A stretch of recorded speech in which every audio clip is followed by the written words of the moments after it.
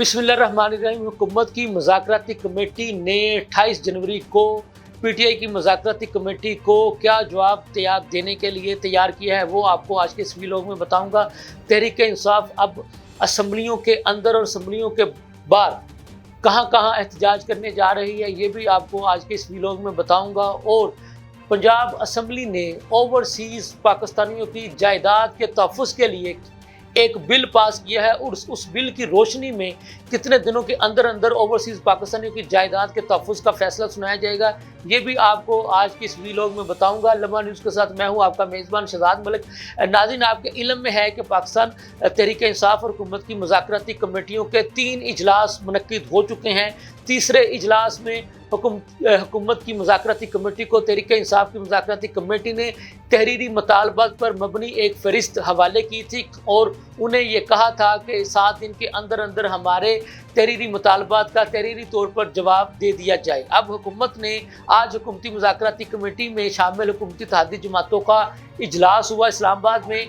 उसके बाद इस हुकूमती मुज़ाकराती कमेटी के रुकन और तर्जमान सेनेटर इरफान सदीकी ने बताया कि 28 जनवरी को दोनों कमेटियों का मुश्तरका इजलास बुलाया जाएगा जो कि चौथा इजलास होगा, जिसमें हुकूमत तहरीक इंसाफ की तहरीरी मुतालबात का जवाब तहरीरी तौर पर देगी। उन्होंने वाज़े किया कि अभी तक जुडिशल कमीशन के क़याम का जो मुतालबा किया था तहरीक इंसाफ वालों ने, उस एक निकात पर मुशावरत हुकूमती जो कमेटी है उसके दरमियान जारी है, उसका तो हाल कोई फैसला नहीं हो सका। लेकिन बाकी जो इनके निकात थे उस पर उनका ये कहना था कि हुकूमती मुज़ाकराती कमेटी ने अपनी मुशावरत का अमल मुकम्मल कर लिया है, लिहाजा अब हम वो जवाब जो हमने जिन निकात पर मुशावरत मुकम्मल कर लिया उसका जवाब 28 जनवरी को ही तहरीक इंसाफ की मुज़ाकराती कमेटी को देंगे।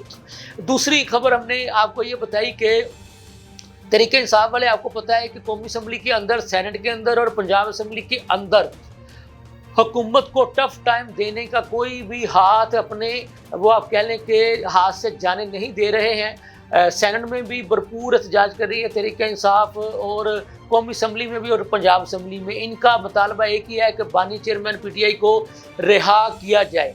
ये इमरान खान की रिहाई, जिस दिन से इमरान खान को बाकायदा सज़ा सुनाई गई है उस दिन से पीटीआई वाले एक जारहाना रद्द अमल का मुजाहरा कर रहे हैं और एक अदालत से उनकी रिहाई का मुतालबा जो है वो एक कानूनी तरीके से करने की बजाय, एक कानूनी केस लड़ने की बजाय हुकूमत पर दबाव बढ़ाने का सिलसिला इन्होंने जारी रखा हुआ है। और उनका वो तरीक़ेकार क्या है कि जी ये झंडे की कापियाँ फाड़ते हैं और हुकूमती जो है वो बेंचेस उनकी तरफ दौड़ने की कोशिश करते हैं और स्पीकर के डाइस का गिराव करने की कोशिश करते हैं।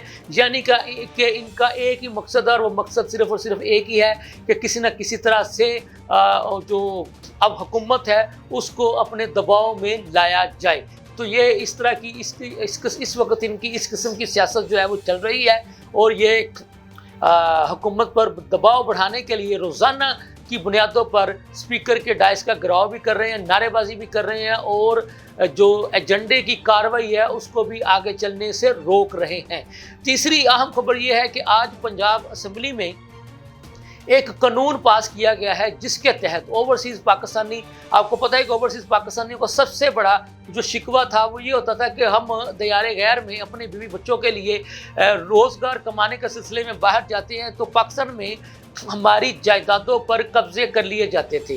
तो अब ओवरसीज़ पाकिस्तानियों की जायदादों पर कब्जे के जो कब्ज़ा माफ़ी है उसको रोकने के लिए एक बिल जो है वो असम्बली ने कसरत राय से पास कर लिया है। उस बिल के मुताबिक एक खुसूसी अदालत का क़याम अमल में लाया जाएगा। जहाँ पर ये ओवरसीज़ पाकिस्तानी वाले जो है वो अपने केसेस को लेकर जाएंगे और 15 दिन के अंदर अंदर ये स्पेशल अदालत जो है इन ओवरसीज़ पाकिस्तानियों की जायदाद पर जिन लोगों ने भी कब्जा किया होगा उसका फैसला सुनाने की पाबंद होगी।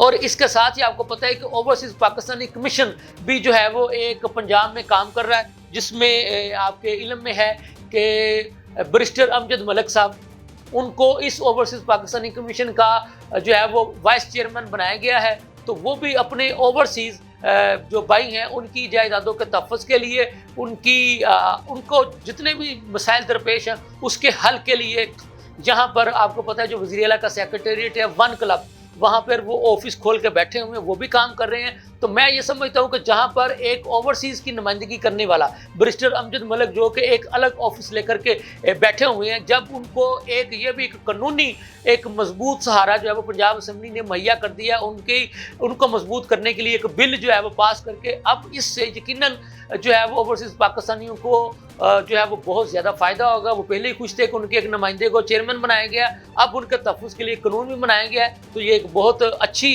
पेशरफ्त है। ये थी अब तक की ताज़ा तरीन सूरत हाल। इसके साथ ही मुझे इजाज़त दीजिए। अल्लाह हाफ़िज़।